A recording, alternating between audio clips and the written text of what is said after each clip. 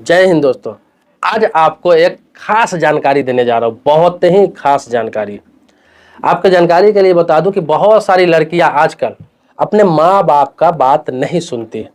वो किसी लड़के के साथ लिव इन रिलेशनशिप में रहने लगती है या फिर घर से भाग जाती है। माँ बाप समझाते हैं, बात नहीं मानती है, भाग के शादी कर लेती है। इस परिस्थिति में कानून क्या कहता है कि लड़कियां जो है उसका भी माँ बाप के प्रॉपर्टी में बराबर का हिस्सा होता है जितना उसके भाइयों का हिस्सा होता है। ये प्रॉपर्टी की बात कर रहा हूँ। लड़की ये सोचती है कि मैं कहीं भी जाऊँ, कुछ भी कर लूँ, मेरा जो पैतृक संपत्ति है दादा के नाम से है, परदादा के नाम से, मेरे पिता के नाम से, पिताजी नहीं रहेंगे तो फिर उसमें मेरी हिस्सेदारी तो मिलेगी ही मिलेगी। लेकिन बिलासपुर का एक मामला है जिसमें छत्तीसगढ़ हाई कोर्ट ने क्लियर कहा है कि जो लड़की लिव इन रिलेशन में रहती है किसी के साथ में, उसको अपने माँ बाप से भरण पोषण मांगने का कोई हक नहीं है। हुआ क्या था कि लॉकडाउन के समय में 2020 में एक लड़की जो एक लड़के के साथ चली गई थी, माँ बाप के मना करने के बावजूद एक लड़के के साथ चली गई थी और लिव इन रिलेशन में रहने लगी थी। बाद में उसने कोर्ट में दावा कर दिया अपने माँ बाप के खिलाफ कि मेरे माँ बाप संपन्न हैं, पैसे वाले हैं, किसी चीज़ की कमी नहीं है, जमींदार है, मुझे भरण पोषण के लिए 5,000 रुपया चाहिए क्योंकि मैं बेरोजगार हूँ, मैं लड़की हूँ। एक तो लिव इन रिलेशन में किसी लड़के के साथ वो रह भी रही है, ऊपर से माँ बाप से भरण पोषण मांग रही है कोर्ट के द्वारा। तो इस पर सुनवाई करते हुए कोर्ट ने कहा कि किसी भी लड़की को यह अधिकार नहीं है कि वो लिव इन रिलेशन में किसी के साथ रहे और माँ बाप से अपना भरण पोषण मांगे। हालांकि 24 साल उस लड़की का उम्र था और अपने मर्जी से किसी के साथ रह रही थी। कोर्ट ने कहा ऐसा कोई कानून ही नहीं है, ऐसा कोई लॉ ही नहीं है, ऐसा कोई नियम ही नहीं है जिसमें माँ बाप उसको घर से भागने के बाद किसी के साथ रहने पे उसको भरण पोषण दे या फिर अपनी मर्जी से वो शादी कर ले तो उसकी माँ बाप भरण पोषण दे। ये तो रही भरण पोषण की बात, तो ये तो मिलना ही नहीं है, ये तो सबको मालूम है और कोर्ट ने भी यही कहा। इसके अलावा मैं आपको बता दूं कि बहुत सारी लड़कियां भाग के शादी कर लेती है। जैसे हिंदू है किसी मुसलमान से शादी कर लेती है, कोई मुसलमान लड़की है किसी हिंदू से शादी कर लेती है। बाद में उसके मन में ये आता रहता है कि माँ बाप के प्रॉपर्टी में कभी भी हिस्सा भी लिया जा सकता है, प्रॉपर्टी में हिस्सेदारी भी लिया जा सकता है। अगर पैतृक संपत्ति है, एंसेस्टर प्रॉपर्टी है या फिर माँ बाप के नाम से ही संपत्ति, अगर माँ बाप नहीं है तो भाइयों से जाके मांग सकते हैं उसमें प्रॉपर्टी में हिस्सा। तो इसमें भी कोर्ट ने कहा है और मैं भी बता दूं आपको कानून क्या कहता है कि कोई भी लड़की अगर घर से भाग के शादी कर लेती है, इंटर रिलीजन मैरिज, जैसे मैंने आपको बताया हिंदू लड़की है मुसलमान से शादी कर लिया, मुसलमान लड़की है हिंदू से शादी कर लिया, उस परिस्थिति में मैं आपको बता दूं कि लड़की को अधिकार ये रहता है कि माँ बाप के प्रॉपर्टी में हिस्सा मिल सकता है, ले सकती है कोर्ट से, या फिर अपने एंसेस्टर प्रॉपर्टी में पैतृक संपत्ति में हिस्सेदारी ले सकती है, जिसे पुश्तैनी कहते हैं संपत्ति, खानदानी संपत्ति कहते हैं, उसमें हिस्सेदारी ले सकती है। कब ले सकती है, अब इस चीज को जानिए। वो तब ले सकती है जब वह धर्म परिवर्तन ना करे,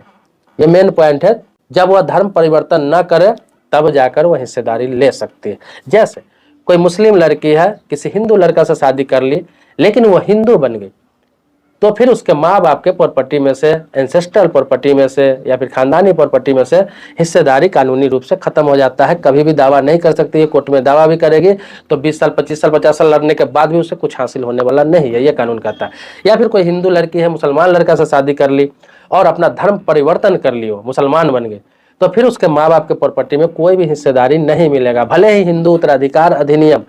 ये कहता है, हिंदू उत्तराधिकार संशोधन अधिनियम 2005 ये कहता है कि लड़के लड़का के बराबर हक है, लेकिन किस परिस्थिति में, जब वो किसी से शादी करके धर्म परिवर्तन न करे उस परिस्थिति में लड़कियों के लिए। लेकिन धर्म परिवर्तन कर लेती है तो नहीं मिलता है, लेकिन शादी करने के बाद भी वो धर्म परिवर्तन नहीं करती है, वो हिंदू बनी रहती है, या फिर मुस्लिम है तो मुस्लिम बनी रहती है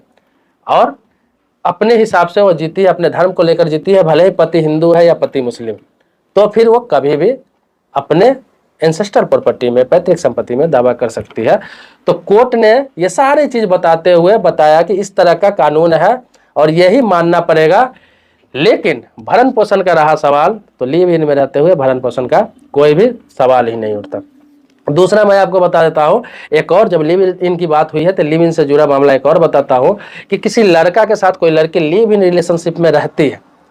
और बच्चा पैदा हो जाता है वहां पे, या फिर लिव इन रिलेशन में लंबे समय तक रहती है, बच्चा ना भी होता है। मैं आपको बता दूं कि लिव इन रिलेशनशिप में रहने में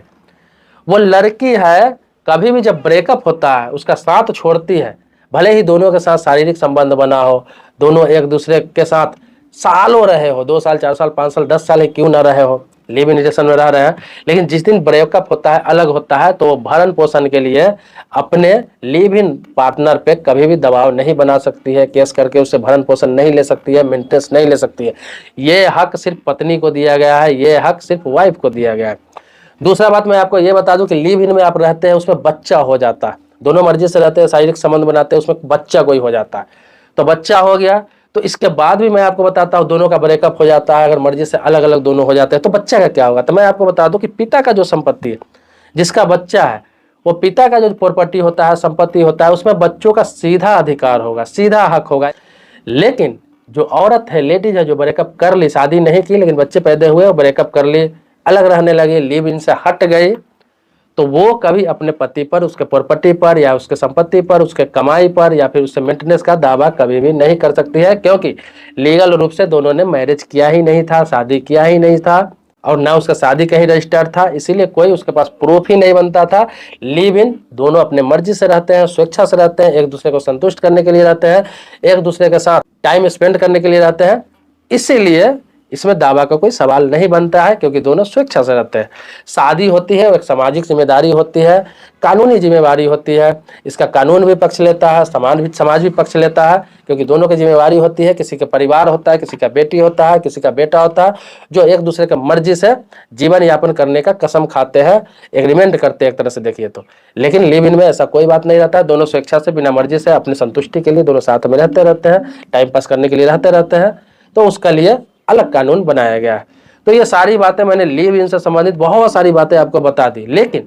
इससे संबंधित कोई मन में सवाल है, प्रश्न है, कुछ पूछना है, कुछ जानना है, आपको लगता है कुछ छूट गया है, तो आप मुझसे सवाल कर सकते हैं कमेंट बॉक्स में। मैं फिर से उसी टॉपिक पर वीडियो बनाऊंगा जो आप सवाल पूछेंगे। पूरा लोग सवाल करते हैं, तरह तरह का बहुत सारे सवाल आते हैं, कानून से संबंधित, बैंकिंग से संबंधित, इंश्योरेंस से संबंधित, लोन से संबंधित, आपको फाइनेंस से संबंधित, पोस्ट ऑफिस से संबंधित, रेलवे से संबंधित, इतने टॉपिक पर मैं वीडियो बनाता हूँ। तो इसमें से कोई भी टॉपिक पर आपके मन में सवाल हो, आप लिखिए, मैं वीडियो जरूर बनाऊंगा। हाँ, कुछ दिन लेट हो सकता है थोड़ा, लेकिन वीडियो मैं जरूर बनाता हूँ। दोस्तों मिलते हैं नेक्स्ट वीडियो में नए मुद्दे के साथ, तब तक के लिए शुक्रिया, धन्यवाद, जय हिंद दोस्तों।